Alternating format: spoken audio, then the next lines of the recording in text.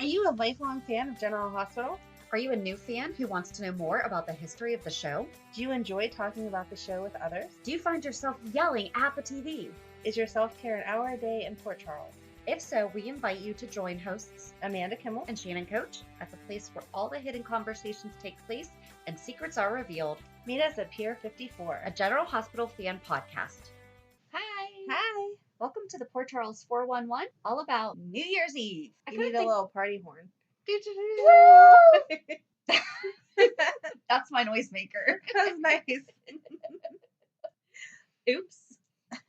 So, like Christmas and Thanksgiving, and I think we did Halloween this way too. Amanda and I are dividing up the years, and Amanda had a great idea after we recorded Christmas. It was literally on the way home. I was talking to one of my friends, and I was like, that took way too long. I don't know why we do it like that. We should just do a chunk of a couple years, and then each year build off of that. Great idea after the fact. Yep. But thankfully, we can't find already written things for a lot of the years, so we have enough going forward that we'll be able to go back to and do like one by one-ish. So, I mean, it would have made sense. I think that we just wanted to cover everything. We got overly excited because it's the first year that we were doing exactly, it. But then what are we going to do next year? We don't know. We'll figure it out. Maybe we'll have more people to talk to and more interactions on social media. Exactly. So it'll be even better next year. Exactly. So great idea. After the fact. So, but we can start doing that with things like Valentine's Day. Yeah, there you go. So this is going to be our New Year's resolution. There you go. For 2020 is we're going to pick sections. Now I'm starting to think about Valentine's Day, and I need to get through New Year's Eve. Yeah. Okay. So I'll go first because you went first on Christmas. Okay.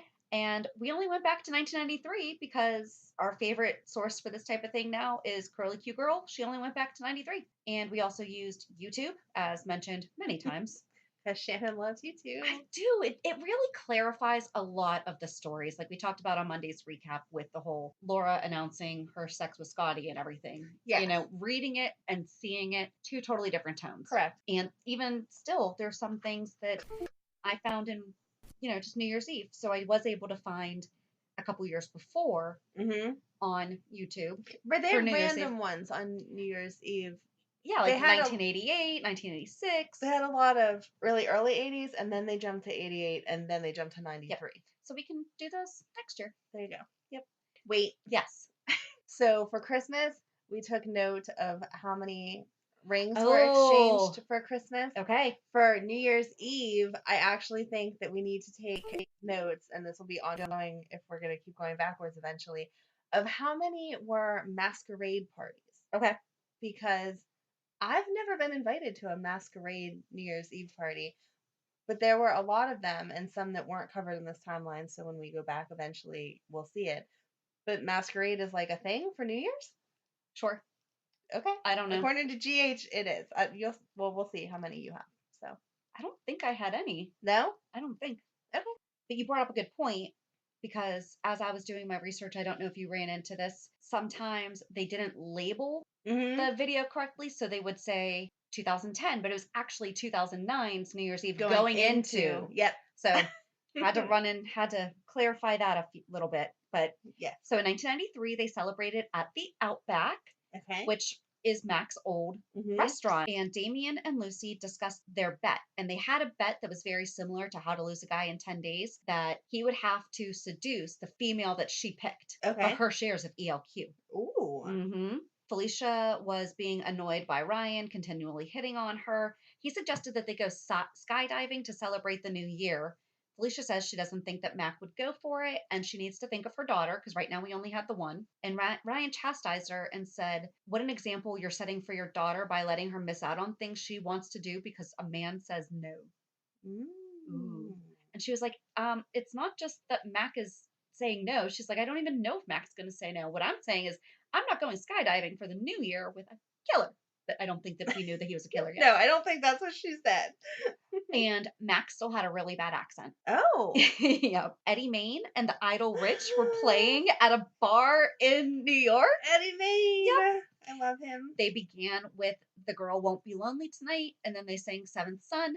Lois saw her potential in her new find and started coaching him on how to work with the audience. and she was getting mad because one of his band members came over and there was a phone number, and she got super jealous about it. Lois told him that he's spoiled, and he said, rotten. And then she started giving him constructive criticism. And this is why I miss them. Like, he just pulled her close to him and Mm. started singing When a Man Loves a Woman in her ear. Aww. She turned to say something and he kissed her, and because like it was like to her back, like he Right. came, she told him that he would be a fool if he spent New Year's Eve with anyone other than her. I love her. And Kevin had just come to Port Charles. Oh, okay. Like, he had just arrived, and he was talking up with Simone Hardy at the party at the Floating Rib, or the Outback. 1994, there was no actual real New Year's Eve festivities, but Bobby and Alan were talking about what a year it's been. Their marriages were both in trouble. Her plans for the evening were microwave popcorn in a book, watch TV, and if she makes it till midnight, watch the ball drop in Times Square. Go upstairs, give Lucas a kiss, and watch him sleep. Then she'll talk to BJ because she does that sometimes. Mm. And then she'll go to bed by herself, and Alan hopes for her a better 1995. Aw. And Alan talks to Bobby about his issues with Monica and their unnecessary separation. And then, so he and Bobby just kept jokingly competing with each other on who had the worst year and who was going to be more lonely and wallow more. Aw.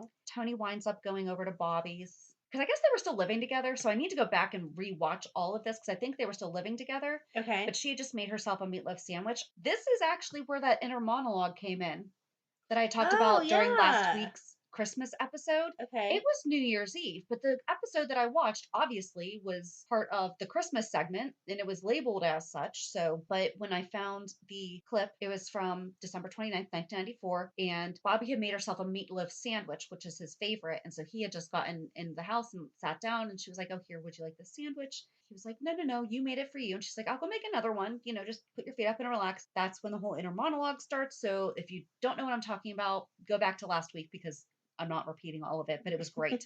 But he thanked her for the sandwich. Bobby told him that she changed the light bulb in the hall because they both said something in their head about what they wanted to say to each other, but then that's what came out of their mouths was, Oh. "Thank you for the sandwich, and I changed the light bulb." And then Tony went to bed. Kevin and Lucy started ringing in the new year in Mac's car because he was tending bar at the Outback and they were going to leave. And Kevin's like, "Well, we know that Mac will be busy for the next few hours, right?" What?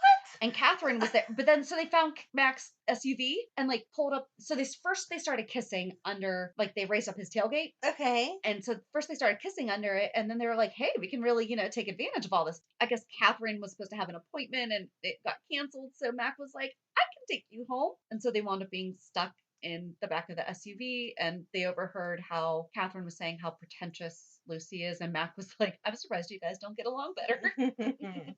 So, long story short, they wind up getting caught, and then Lucy invites Kevin over for a New Year's Eve he'll never forget. It starts raining again, and Kevin started dancing in the rain and was kind of pulling a few Gene Kelly moves, like the spinning around and putting his arms out, and so it was Aw. cute. Kind of miss that Kevin.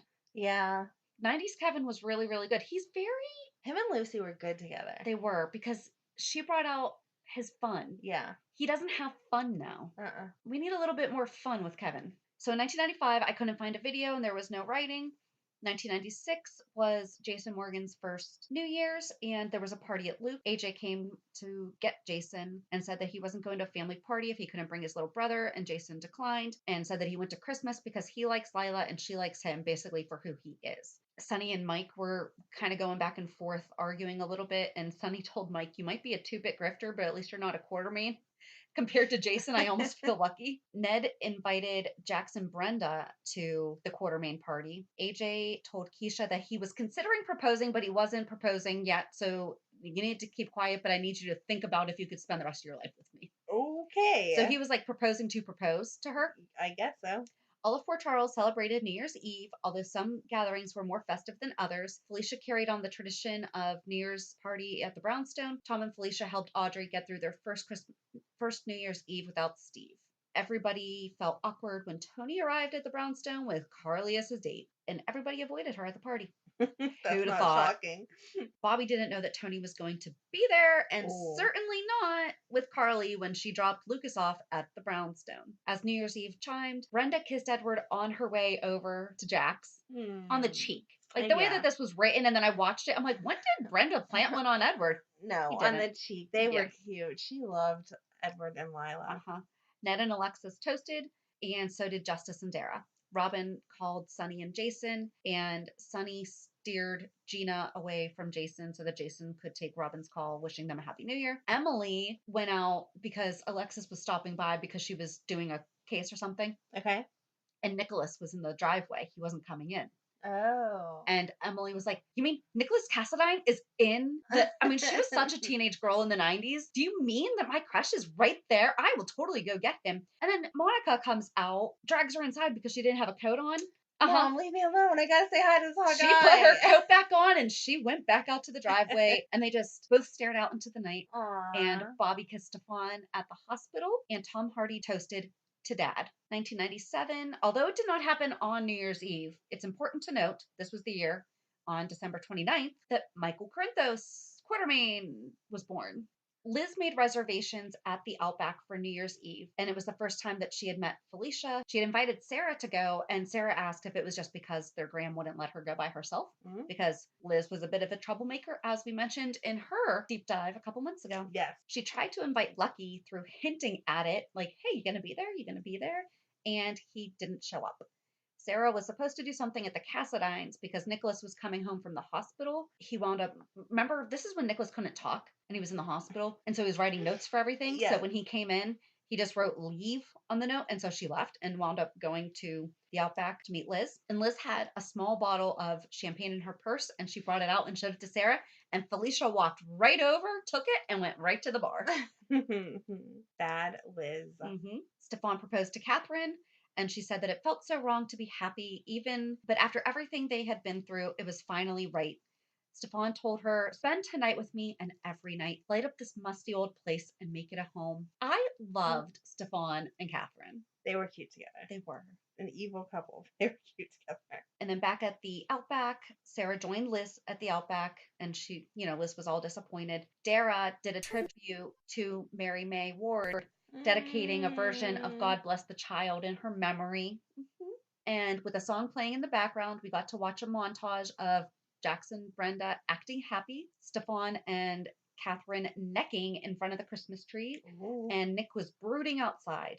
Some of these I am just reading straight what she wrote. Yeah. At the hospital, Luke was watching over Bobby, fussing over Carly. The Quartermain family was watching over the baby. Jackson and Brenda actually spent New Year's Eve at home watching TV. So back to Michael real quick, because this all happened on New Year's Eve, and this is how the Quartermain spent New Year's Eve, was at the hospital fighting over the paternity of Michael. Jason had to make the decision if Carly was going to have that surgery or not, and if Michael was going to have a surgery or not. And then he had that heart problem. And like the one Wiley has, that Carly said, wow, Michael had the same thing when he was born. What a coincidence. Oh my gosh. Jason, talked to Monica and got her input. And she's like, if it was my child, I would have them do the surgery. Right. But she's like, but if you want to, I will go get you all the stats. And basically all of that fun stuff. And I have a random note in here because at one point they must have shown the nursery. I think it was when Carly was going into labor. I think I watched when she was going into labor. Oh, okay. I had the same diaper holder for my kids. It was blue with a gold sun at the top of it, and it was Serendipity Noah's Ark. Oh. In 1998, they did something that I think we need to bring back, the Bachelor auction for the Stone Cates Memorial Wing. Yep. That was nice. It was a great night. Nicholas was co-chair. Edward, AJ, Ned, Justice, Jax. I'm sorry, what? Justice, Jax, Jerry, Taggart, Nicholas, Lucky, Reginald, and Tony were the bachelors. And Nicholas had made donations for Emily and Liz to bid on the bachelors, so they didn't have to spend their own money. Carly had given Robin a hard time about going to the auction because they had made it perfectly clear that Jason was not welcome. And she said that she would not be caught dead anywhere that Jason wasn't welcome. And Robin said, and this is when Robin and Jason were together. Okay. So Carly's chastising Robin. Robin told her it's not about sides, it's about supporting the cause that they both care about. And Jason asked Carly to go and he would give her money, being that he isn't allowed to donate money publicly to the cause in his name. He could donate it through her. Nice. Yep. So the matchups are, seriously, this is a great YouTube video. Just watch it. They don't have the entire episode though, so it was really difficult to piece together. Bobby and Jax were the first couple. Bobby and Jax? Well, okay, so the women all bid. Oh, okay. And okay. The first. winning. The Okay. I women was all, like, and basically they what? did like the big bingo drum and they pulled out, okay, so Bobby Spencer, your date is. And so they Okay. pulled out one Got of it. each name. So it was Bobby and Jax. Okay. Everyone else that was paired up, Bobby and Jax are the first couple, and Stefan reads this with a nice dirty look from Jerry because this is when Bobby and Jerry were together. Hmm. Everybody else is paired up as follows: Jerry and Helena. Wow. Yeah, I could not find their date, whatever was Ah. happening at that table. Edward and Liz, Okay. That would be Reggie and Carly, okay. Ned and V, Okay. Robin and Justice, Aw. and Lucky and Tammy, Okay. Emily and Nicholas, lucked Okay. out because Stefan set up Catherine with Tony. Oh, okay. So, and then Lila made a surprise appearance, bidding $50,000 to spend the evening with her favorite bachelor, but we don't see who it is until the end of the show, and it's not Edward. Aw. And I actually did share this clip yesterday on our Facebook page. It was Lucky telling Tammy how much Liz means to him. Mm. It was the best. And then he kind of kept looking over at her. Tammy actually offered to trade with Edward so that the teams could sit together. But at the same time, Edward was telling Liz all about Lila and Aw. about how they've been together for over 50 years because it was really sweet. So when they finally go to Edward and Liz's table, he goes, "Young lady, I have had a wonderful evening with the like with the side of your head all night. Aw. You're going to get whiplash looking at that young boy." That's so And cute. but he did it, in a really, really sweet way. He told Liz that Lila really is his better half. So please go to our Facebook page and watch this clip because Aw. it's great. Lila's favorite bachelors were Jason and Michael at the shop. And Jason tells her that he wants to teach Michael to be what he wants, just like she taught him. And Lila says that the look on the faces of the men at the auction were worth it, like surprising. Right. And the guests started mingling after dinner. Jax was outside remembering last New Year's Eve with Brenda. He says Happy New Year to Brenda. And the guests do the countdown to the new year and to begin to celebrate. And you can read all of the table conversations at soapcentral.com/recaps. So if you're really interested in what was being said at those tables, you can go there. And then 1999, there was nothing overly celebratory. And especially with 1999, like, Right. why wasn't this a bigger deal? Yeah. So this was the first time that Liz had taken a ride on Jason's motorcycle. He walked her to the door, she kissed him on the cheek and said Happy New Year. And as Jason was leaving, he saw one of Sorel's bad guys and asked him what he was doing, found out that there's a bomb in Liz's apartment. Roy shows up for some reason, helps Jason. They defuse the bomb with 1 second left. Chloe and Jax were supposed to be going to Times Square, but they decided that it would be too dangerous. And so they wound up at an undisclosed location with a big bed, private garden, and lots of candles. Chloe wishes him a happy new year, and he replies, Happy us. Mm. Carly and Sunny were stuck in an elevator together. And this was before they were together. Sunny pushes buttons while Carly yells for help, but neither approach is working. Carly says, if we don't get out, your face is going to be the first one I see in the new millennium. And Sunny replies, well, it doesn't make my century either. And this is when we find out that Sunny was actually claustrophobic, and Carly kind of started jabbing him and then realized that, okay, I need to stop. And she actually tried to soothe him. The song As Time Goes By plays for the music montage at the end of the day. Mike and Tammy were dancing in the diner, wearing shiny hats and sharing a kiss. AJ watched as Sunny and Carly emerged from the elevator. Alan and Monica have a hug and a kiss. Edward and Lila exchanging fond looks. Emily and Juan share a kiss. Luke was alone at the club. Laura was with Stefan. Alexis pretended to be asleep as Ned comes in, then waking to kiss him. And Chloe and Jax dance in the rain. Apparently, on New Year's Eve, we need to find out how much dancing in the rain's happening. And that's all that I have for 93 through 90. Don't you hate when you're listening to a great podcast and suddenly you're interrupted by an ad? I know! Thank goodness Stitcher lets us listen to our favorite podcasts like Conan O'Brien Needs a Friend, My Favorite Murder, and many more ad-free for only $4.99 a month or $34.99 a year. Go to Stitcher.com/premium to sign up today. Use promo code PEER54 for 1 month free on us. Well, there wasn't anything for 2000, so that's why I've missed that year. They didn't have a party or a big celebration or whatever. 2001, Liz and Lucky were supposed to get married. So that episode was a ton of her getting ready and everyone kind of questioning him. Are you sure that this is what you want to do? And he was committed to it. And then Gia finally said to Liz, this isn't really what he wants to do. He's not in love with you anymore. He's marrying you just because he feels obligated, which is information she got from Nicholas that she wasn't supposed to share with anyone. As they started saying their vows, Elizabeth said all of hers, and then as Lucky started saying his, she could tell that that sparkle wasn't in his eye.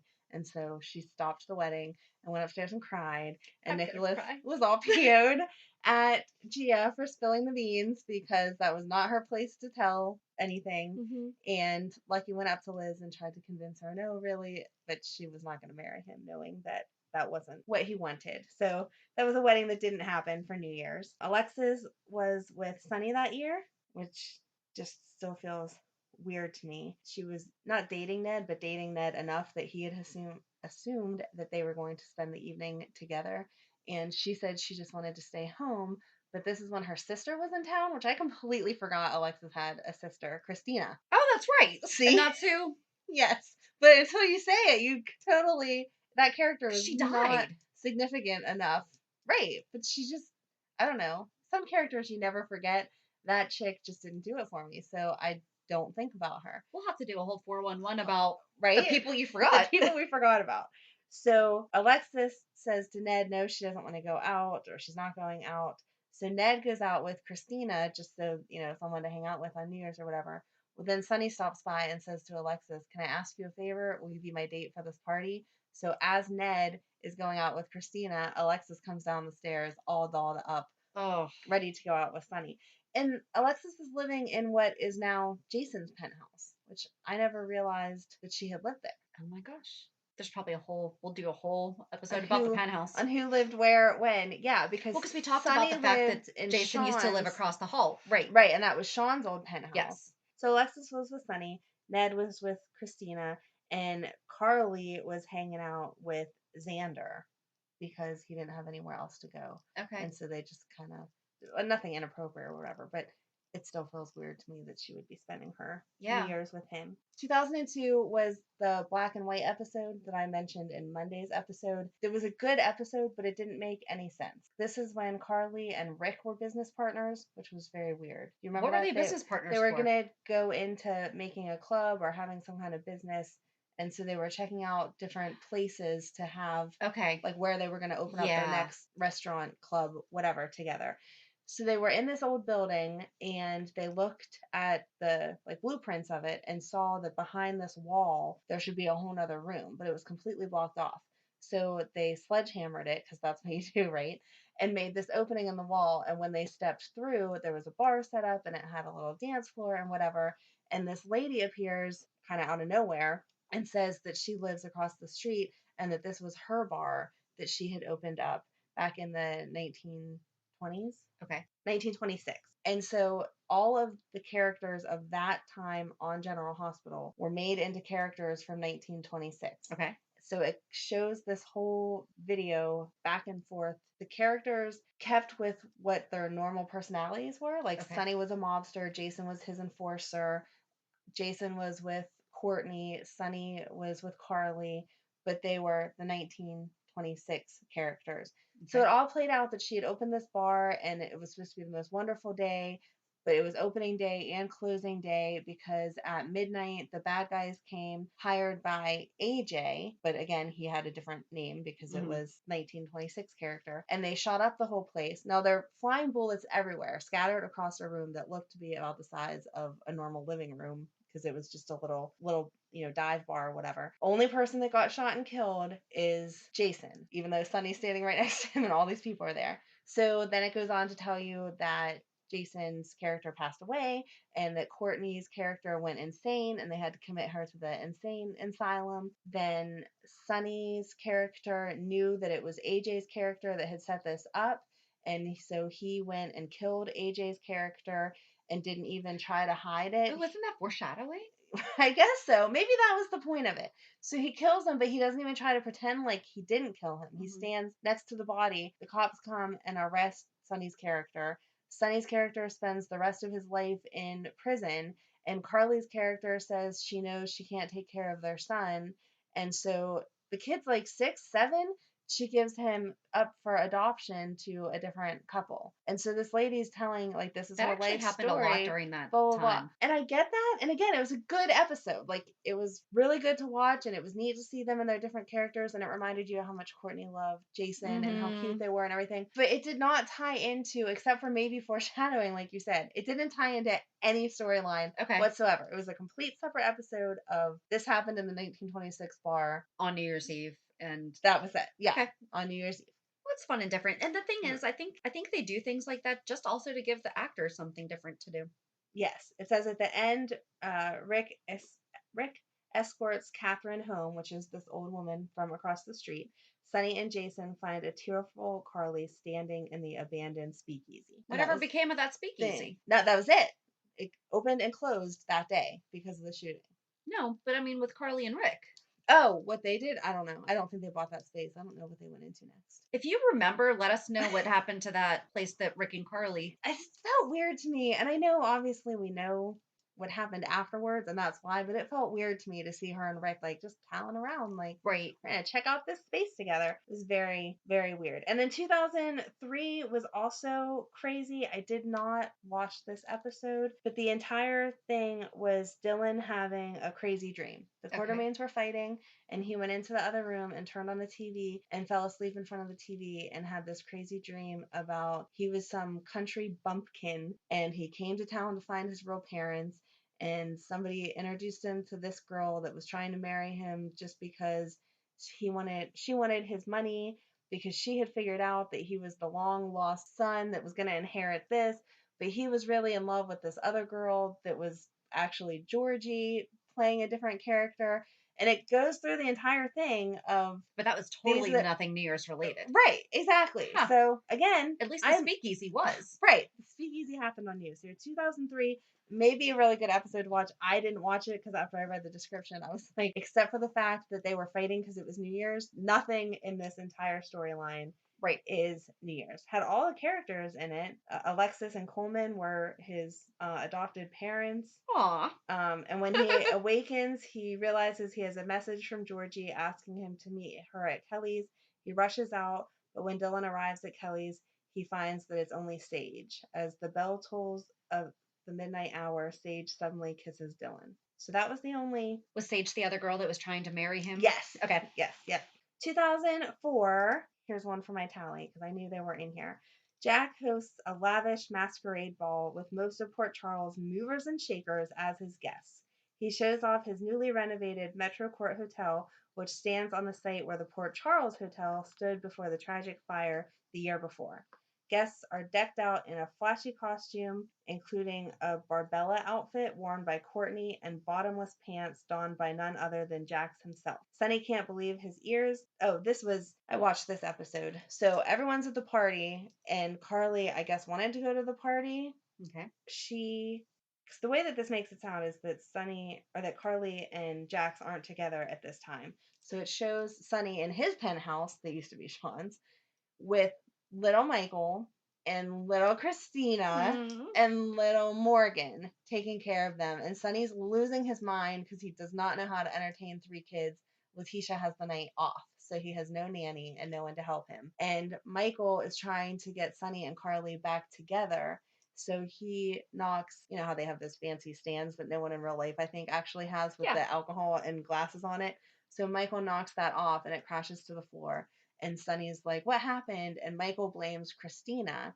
So Sunny thinks that he just doesn't like spending time with Christina and he's jealous of that or whatever. Mm-hmm. So he goes over to the other penthouse that is Jason and Sam to ask Jason to handle the kids. Because, of course, why wouldn't you ask Jason to handle your children? Oh boy. And when he walks in, Sam is there. This was right after she had the stillborn Oh yeah. with Sunny, and she's holding a baby, and he's like, "Whose baby is that?" She has decided that she's adopting this baby because she helped the teenage mother deliver the baby, and the teenage mother can't keep the baby. Mm-hmm. So she's going to keep the baby. And Sunny's like, "That's an awful idea. You can't replace one kid with the other." Right. While he's having that conversation with her, Jason's over at Sunny's penthouse talking to Michael, and Michael says He wasn't trying to get Christina in trouble. He had knocked the glass off because he was hoping then Sonny would say he couldn't handle it and call Carly to come and join them. And he was just trying to get them back together, which Aw. was super cute. And then Sonny comes in and has a conversation with Jason about the whole baby thing. And Jason's like, that's what Sam says she wants. So that's what we're going to do. And this Yeah. was, whatever to Aw. make her happy. And then the ending clip of the night shows Carly sitting next to Sonny on the couch as it strikes midnight. So you're like, oh, okay, we Aw. finally showed that up. I Googled real quick. Mm-hmm. There are 6 masquerade balls going on in Pittsburgh that night. Really? Yeah, it's apparently a thing. Okay, I didn't realize it was a thing. And those are just what comes up. I mean, if you just search masquerade balls, I Googled, are masquerade balls popular for New Year's Eve? And that's what came up. Okay. I And guess it they looks are like, then. I mean, there's Michigan, Washington, D.C. Yeah, so apparently they are. Huh. That's crazy. Mhm. That's crazy. At this masquerade ball that Jax is having, Emily, Connor, Luke, Sky, Liz, Lucky, Dylan, and Georgie hope that their plan to unmask Helena at the ball works as planned. This Mm. is when they had Connor pretending to be Nicholas, and so they Mhm. thought that Helena was going to come out. So it wasn't New Year's Eve, except for the fact that it happened. On That New was Year's part of Eve. their part. They were Yeah. at the masquerade ball, but they weren't doing anything other than trying to call Helena out. So that Okay. was how 2004 ends, which pushes us back over to you. Oh, okay. So for 2005, Nicholas, real Nicholas, so apparently he was alive. Mm-hmm. Mm-hmm. Because he does That's that. shocking. What? Because you didn't know. Nicholas fakes his own death? What are you talking about? Nicholas was on his way home to see Courtney, but there was turbulence, so his flight was delayed. And Jax had heard about it, so he was like, "Okay, cool. I'm gonna go ask Courtney if she wants to come to the party with me that Carly's throwing at the Metro Court." Of course. And she refused, but then she later changed her mind and decided to make an appearance. Nicholas winds up showing up to an empty loft. Oh. Mm-hmm. And I'm gonna read this how they said it because I like it. Okay. At the Q Asylum, Edward, Alan, Monica, Ned, Emily, Tracy, Justice, Sky, and Luke are looking sharp and waiting on the Barclays, an invited couple who do not show up to the Q's own party. So they were throwing a New Year's Eve party for all of the donors of Oh, okay. General Hospital, and nobody showed up. The Barclays were the only ones who RSVP'd, and their butler or their driver came to the house. Here's a different class. Instead of picking up the phone and saying, "I'm so sorry, we're not able to make it anymore," their driver drove to the Quartermain mansion to extend Announce. his Got it. apologies that the couple was no longer able to make it. Basically, Edward starts blaming Luke because there's been all these things about him at the country club and they just don't like him. Well, then Dr. Noah Drake arrives 100% sober and ready to meet some of the generous patrons. And Luke's like, "Well, you can, just not here and not tonight." When it's clear they won't be at the Quartermain mansion, Luke suggests his niece's party, and only Sky and Noah accompany him. Edward says that it's midnight somewhere on the planet and turns the mantle clock to midnight. And I think it was Monica was like, "Rio de Janeiro," and they're like, "Oh, yeah, that's a great place." And so they all struck midnight at like 7 and Nothing wrong with that. all wished each other a happy new year and ended the party. Emily stayed in the den and Nicholas actually walked in and said, "I thought there was a party going on," because he found the invitation under his stuff.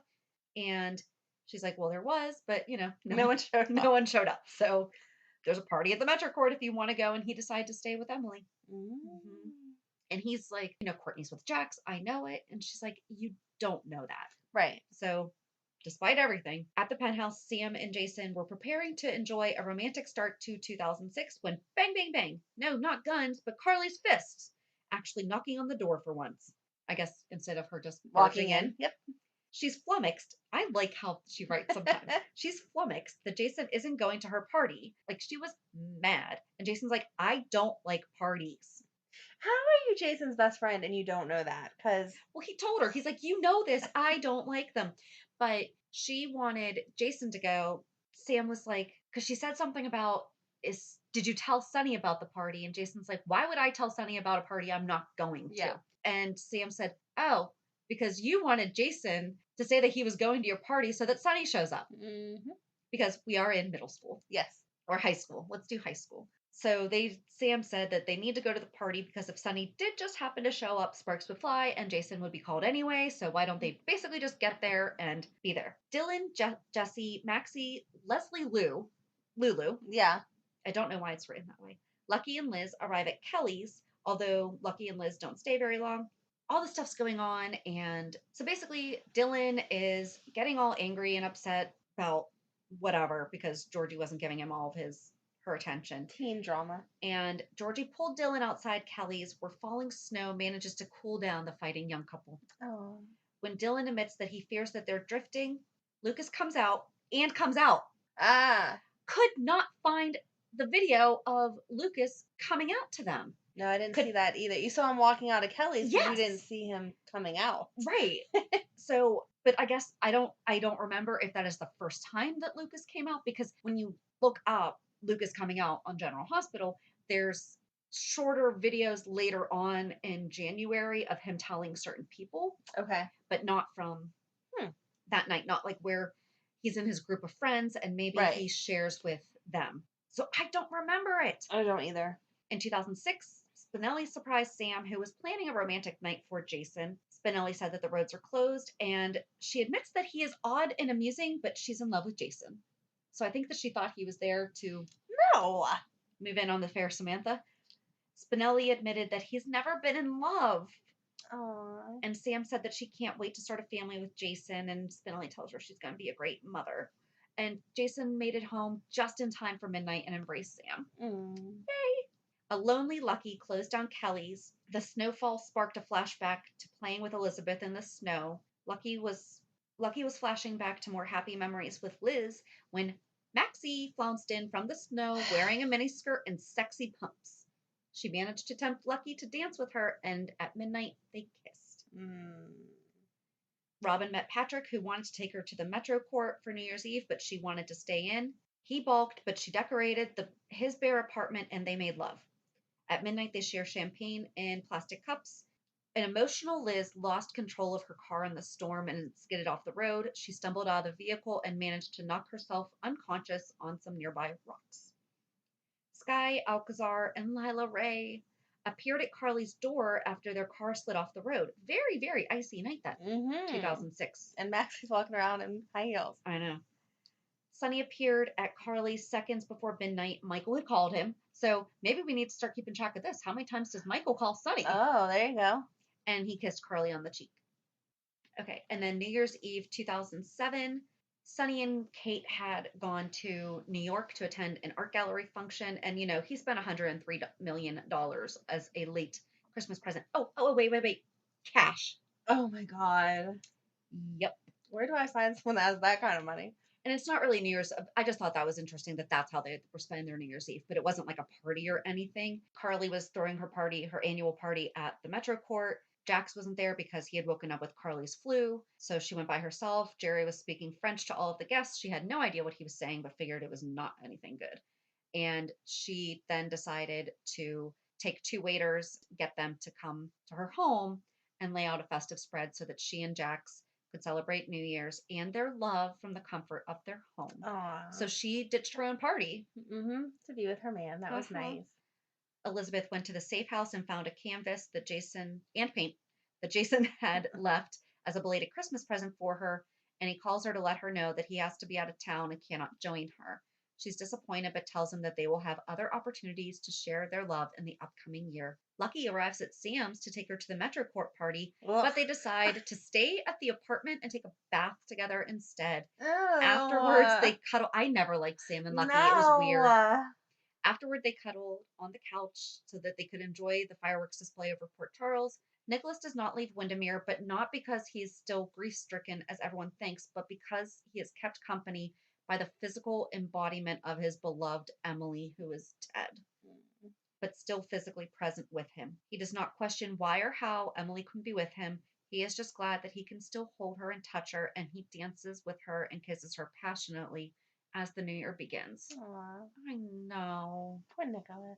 In 2008, for New Year's Eve, Johnny was going to take Lulu out for a fancy New Year's Eve dinner.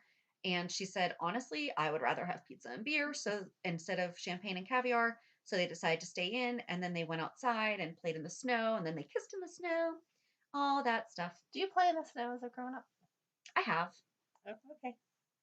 Snow is cold. I do not enjoy playing in the snow, so I I would not have a snowball fight with my significant other. I would No. say, let's go inside and have some hot chocolate. I'm cold. Yes. Okay. Yes, I am more with you. Okay. But yes, I have. Nicholas spent the night with Nadine. He actually cooked them both dinner and they rang in the new year together. The Metro Court had no power, but they had the party Mm. going on, but there was no power. Maxie was frustrated because she had been working on an article and it was going to be lost. And she was trying to get Spinelli to find it for her. And he told her what my husband tells me all the time: save always, save often. Sasso. And I do, but anytime it goes out, he's like, well, did you save it? Just fix it. Yes. Maxie tells Spinelli that there is no one she would rather spend New Year's Eve with. Aww. Jax was shocked to see that Carly climbed 25 flights upstairs to see him and find out what was going on. Carly was annoyed that the backup generators hadn't worked and the Metro Court was the only establishment in town to be affected by the blackout. Jax explained that the other hotels gladly accommodated the Metro Court guests once everyone had to be evacuated. Jax had donated all the extra food to an area homeless shelter, but the only thing left was champagne and dessert. Awesome! Yes. He had seen the note she had written about the tiramisu being property of the hotel owner and don't touch it. And he suddenly realized that she climbed all those stairs for the dessert. My kind of woman. Tiramisu is really good. That's not just a regular dessert. That's That is amazing. Yes. And it really stinks when you find a bad one. Yeah. Yeah. They decided to share the dessert and pretend that nothing bad had happened to them during the past year. And Jax complimented her on her resilience and all that. And they toasted to the year to come. I just think it's funny she walked up 25 flights of stairs for That's dedication. she earned it. And then Tracy showed up to the Haunted Star and asked why no one else was there for the party. Luke said that she was the only person that he had invited. Aww. Yep. Tracy thought that he was insane because New Year's Eve could have netted them a huge profit for the Haunted Star. Luke said that he groveled long enough and Tracy had bent as far as she could. It was time for them to make amends, and the Dominican Republic event had proven that Tracy wasn't angry enough to go through with the divorce. Luke reminded her of his love, but she said that he was still hung up on Laura. So they decided to wager a bet. I think it was one of those. I'm not really good at gambling. Okay.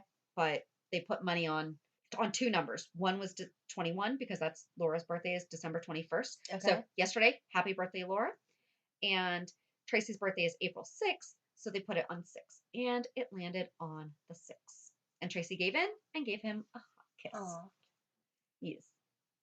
2009, Liz surprised Lucky with a dinner for two at Jake's. They ate ribs and cheesy fries. Lucky remembered that the first time they had eaten ribs and cheesy fries had been the night that Elizabeth agreed to be his girl. And she said, but I've always been your girl. Aww. I know, which makes them not getting married even, yeah. Sorry. Lucky smiled and then wondered how Elizabeth had managed to persuade Coleman to close the bar for the night. This is when Lucky was a detective. Yeah. And one of Coleman's bartenders had served Michael underage. And so she was like, so I kind of told him that I would ask you to kind of drop those charges. And she noticed that she had been taking advantage of him and taking him for granted and everything. And she explained that she had planned the special evening for Lucky because she wanted Lucky to know that she loved him, and nothing made her prouder or gave her more joy than being his girl. Lucky confessed that his happiest memories included Elizabeth, and Elizabeth vowed to never disappoint Lucky. Okay. That's not a vow you can keep, girlfriend. 10 years later, you did not keep that vow. She then challenged Lucky to a game of pool. In fairness, neither did he sometimes. Right. No, neither one of them But were this is Jonathan Jackson but... Lucky, so we're more disappointed in this. And then she was like, let's go play pool. And he's surprised because she doesn't play. And she was like, I've been practicing. And I'm surprised he didn't get crappy then, because I would have to say something nasty and be like, yeah, you probably were practicing with Jason, because we all know he liked to play pool. Yeah, I don't know. Mm-hmm. Lucky won the game, and then Elizabeth fetched a gift that she had tucked away for him. It was his old guitar. Aww. She had gotten out of the attic, and Elizabeth had taken it to a shop and had the strings replaced. Good job. That was a good present. Yep. And Lucky was thrilled, and he pulled it out, and he pulled the guitar.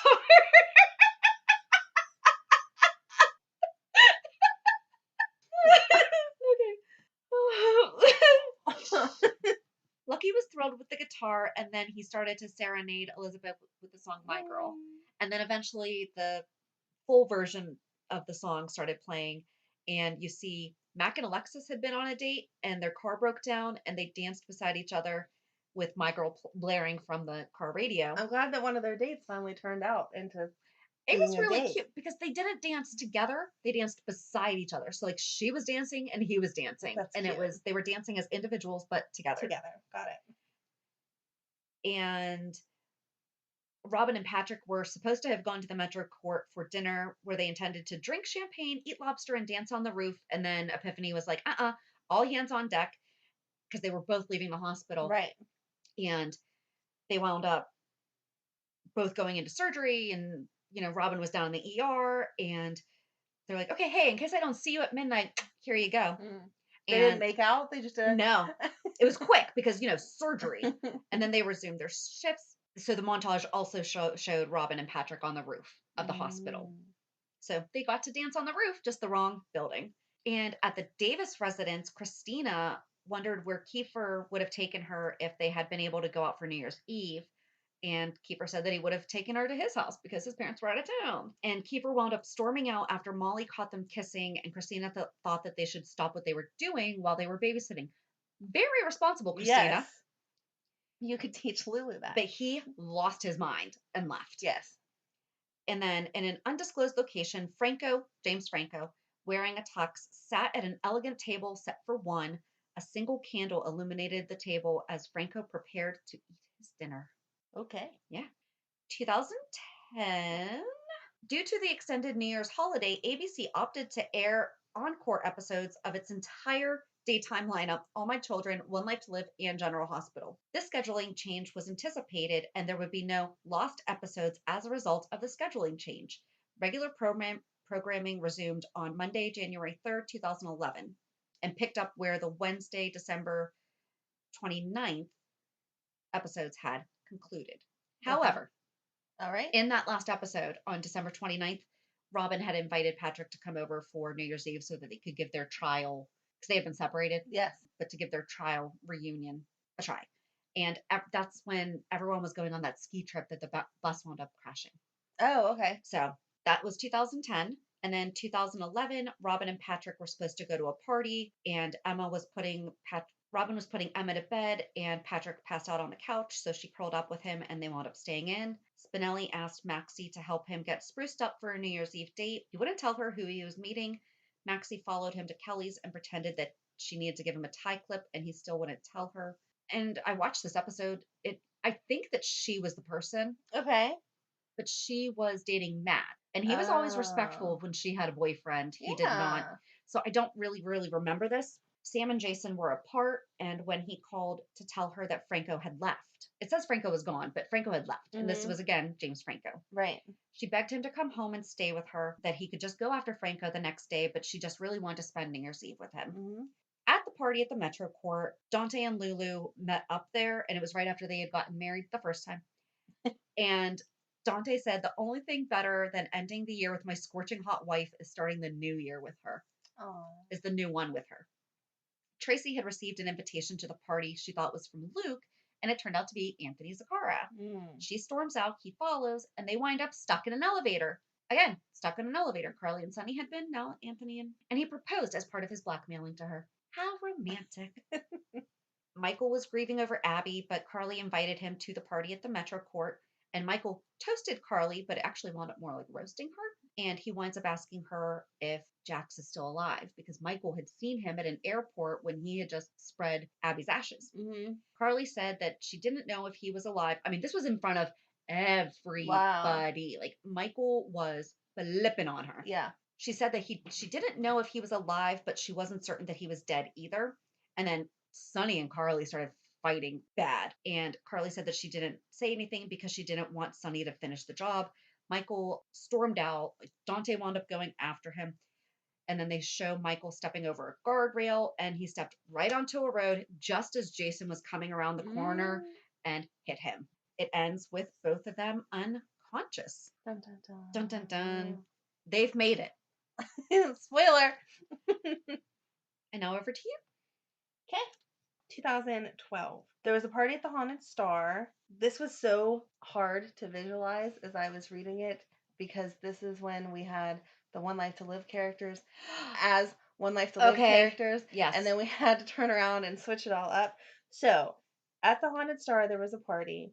It had Olivia and Ned, it had Carly with Todd, and she was all kind of unhappy with him. They were saying they were putting the past in the past, but she could tell that he was thinking of Blair. Mm-hmm. Todd, same thing, we're going to put this in our past, but he could tell that Carly was actually thinking of Johnny. So she said to him, well, let me see your phone because they had just got word that Star was okay. Mm-hmm. And so let me see your phone so that I can see if you texted Blair or not. And he would not show her the phone. And she was like, yeah, that's what I thought. Mm-hmm. So they were moving forward and trying to make their relationship better, but still holding on to the past. But as I was reading it and picturing them, I was like, oh my God, it wasn't Carly with Franco. It's Right. Carly with Todd. This is driving me nuts. This was the year that Olivia was having all those visions. Okay. And so at the Haunted Star, everyone was asking her if she was excited about the new grandbaby coming, and she kept having visions of the dog. Maxie opens up the door to her apartment, and the same dog is standing out front of the apartment, comes into the house. She's taking care of it. I'm not sure how you. I know it says the dog wouldn't leave, and I remember seeing it, and sure, the dog like walked in, but you're a person, you kick the dog out. I don't want you in my Right. house. But anyway, the dog came in as she was walking back over to the couch. She tripped and fell. So she ended up at the hospital. Britt was there, who was with Patrick at this time. Sabrina was babysitting for Patrick because him and Britt were supposed to go out. Mm-hmm. And Emma, the whole time, is talking about how she hates Britt and she doesn't want Britt and Patrick to end up together. And she would much rather Sabrina be her new mommy. And Sabrina, of course, who was always so wonderful about Robin, was like, well, no one will be your new mommy because you already had the best mommy. Right. And she brought over, the crazy New Year's classes and all that stuff to make it a whole event for Emma while Patrick went out with Britt. Britt didn't get to go out though because Maxie shows up and she needs to examine Maxie Mm-hmm. and then breaks the news to Maxie that she had the miscarriage. At the same time, Spinelli's on the roof with his whole spread that he has for Ellie, trying to convince her to come have dinner with him. She wasn't going to go have dinner with him. She was convinced that he was so hung up on Maxie, but then they convinced her, yeah, go meet Spinelli. She's on her way to that, and there's heavy fog, and her car is messed up. So she gets out of the car and is walking on that same road. I'm pretty sure that Kiefer Mm-hmm. and everyone else is killed on because it's the only road anyone dies on in General Hospital. Michael and Star. Star. Thank you. I wanted to call her Kiki there because there was some point where we were. Right. Michael and Star are in the car chasing after Connie, who has kidnapped Johnny and has him in her trunk.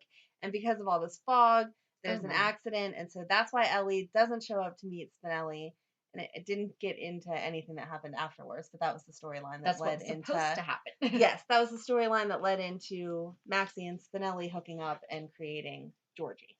Oh, and then because Britt couldn't go out, Patrick came home and Sabrina was sleeping on the couch and he woke Sabrina up just in time for midnight and they watched the ball drop and they ended up having a kiss. Which made Sabrina's day. I'm sure it did because they're so cute. I love Sabrina with everyone. 2013 didn't have a New Year's Eve celebration. So on to 2014. This is when Jake wasn't Jason yet. He was still just Jake Doe. Mm-hmm. So he had been living with Elizabeth and her kids, but then right as he started falling for her is when Rick came back and announced that he wanted to be with her. So on New Year's Eve, Rick was with Liz. Jake and Carly shared a kiss because neither one of them had anyone to be with, and she had just given him a job as a bartender at the Metro Court. Okay. Because before that, he'd been shoveling snow. Alexis and Ned were together. Olivia and Julian were there, and they just kind of bonded over being together because Alexis and Ned were spending the evening together. So at the stroke of midnight, they kissed, which led us into the whole storyline of they ended up spending the night together, and that's how we have Leo. Oh, this was that weird year that Anna and Duke were together, but not really together. Says sparks flew, as always, between Anna and Duke, even though he wound up spending the evening with Lucy, while Anna's date was Sloan, that weird guy from the WSB. Yeah, Yeah. I liked him. Sloan insisted he had a date for the evening, but the woman he'd met earlier that day at the gym, Ivy, showed up on Nicholas's arm. It turned out that they'd met in the lobby and during the elevator ride up to the Metro Court formed a connection. Jordan told Sean about the little lie she'd told to prevent Julian from killing her. Reluctantly, Sean agreed to make her fib a truth by convincing Duke to allow her into the Corinthos organization. The focus of that year was Maxie and Nathan. For Maxie and Nathan, there was good news. He caught a plane, and bad. His flight was diverted to Beecher's Corner. Apparently, the universe doesn't want us to spend New Year's Eve together, Nathan said with a sigh, as if to prove it, and this communication sent Maxie to Beecher's Corners as Nathan headed for their apartment, where an all dolled up Lulu and Dante were chowing down on the ribs Maxie had ordered for her guy. Worse, Maxie parked in a loading zone, and as the result of it, her car was towed. Dante and Lulu wound up skipping out on the Metro Court party in favor of celebrating privately at home. With only 2 minutes to spare, Maxie and Nathan wound up in the same place at the same time. They were so Aw. cute. And in the final moments of 2014, Carly made a special toast.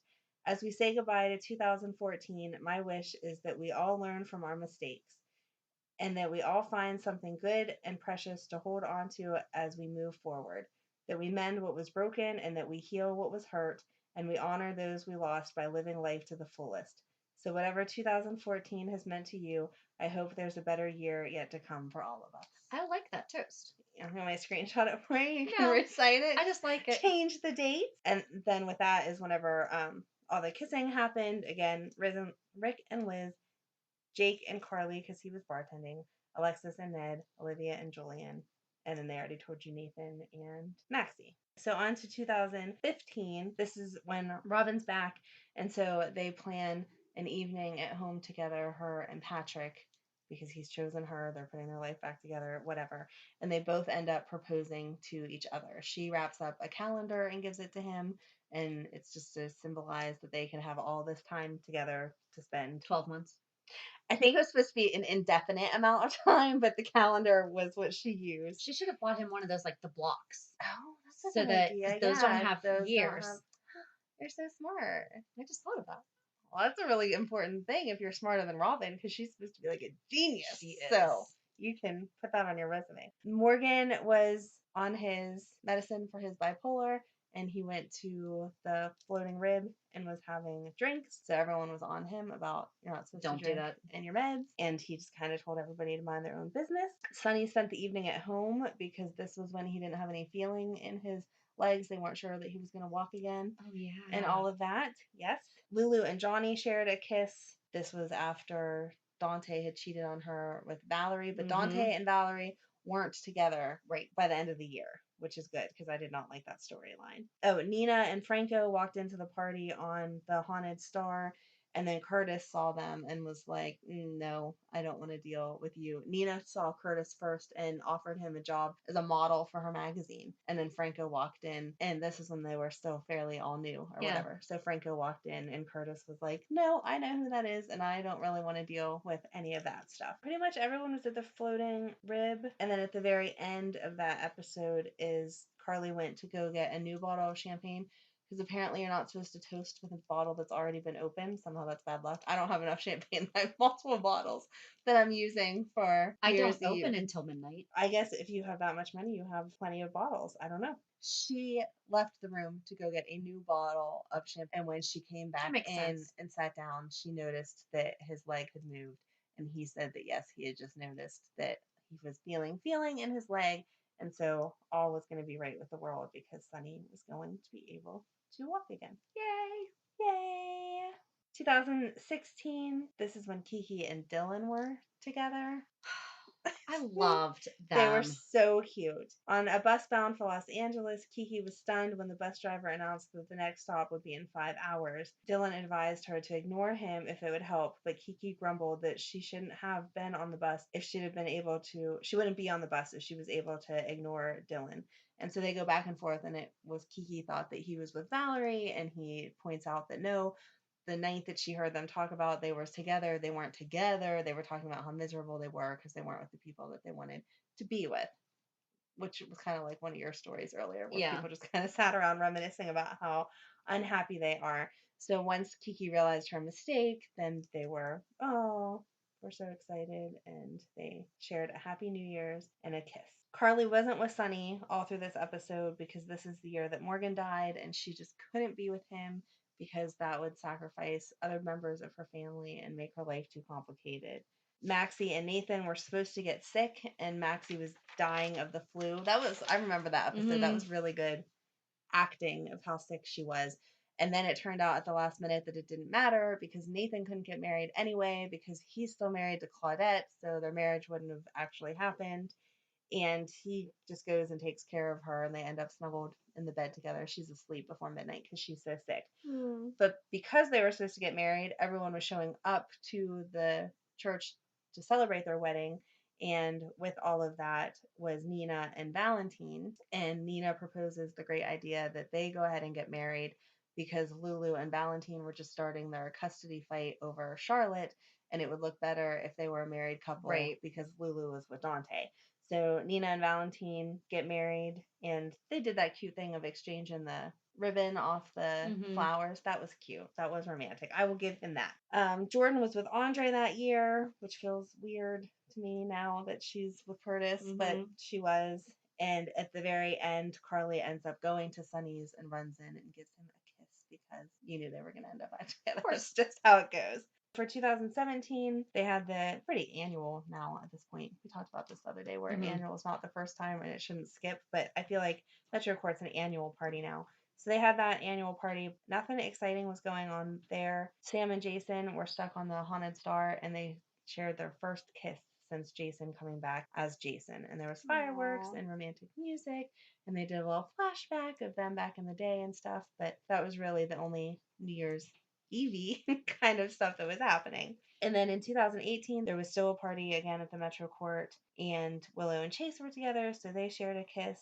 Oscar, he was in the hospital, and Jocelyn and him got to share like their own little New Year's Eve party and had a New Year's Eve kiss and all that. Julian had asked Kim if she wanted to go out, and she said no, she needed to stay for Oscar. And instead, he was going to surprise her at the hospital with like champagne and all that stuff. Yeah. And when he showed up, she was there with Drew, and he caught her kissing Drew. And so, that like spun them into the whole whatever thing. And then this was the year that Kiki had just died. So Ava had poured herself a drink and announced that she was going to make her own list of resolutions. And one of them was to stop drinking in 2019, which I don't think that's I don't think happened. that's happened. No. And that she was also going to stop caring about things and people who didn't matter, and she didn't want Avery to get too close to her because she didn't want to hurt another daughter.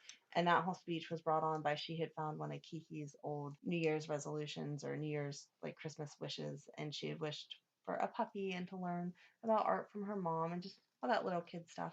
So, Yeah. and I think this was started by the fact that Kevin was trying to pack up Kiki's stuff, and Kevin Ava. Ryan. Ryan Kevin. Right, Yes. exactly. Kevin Ryan, thank you, was trying to pack up Kiki's stuff, and Ava had kind of flipped out on why are you packing up stuff already, and he told her it wasn't healthy to keep all that stuff around. Yeah. So that was that, but no masquerade parties for the No. past 2 years, and nothing crazy. Usually they did it up. Not that Yeah. there wasn't parties going on, but There wasn't anything. there wasn't any activity. There was no weddings. There was no Right.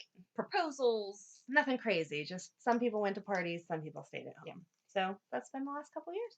So we went to social media and asked what people's favorite New Year moments are.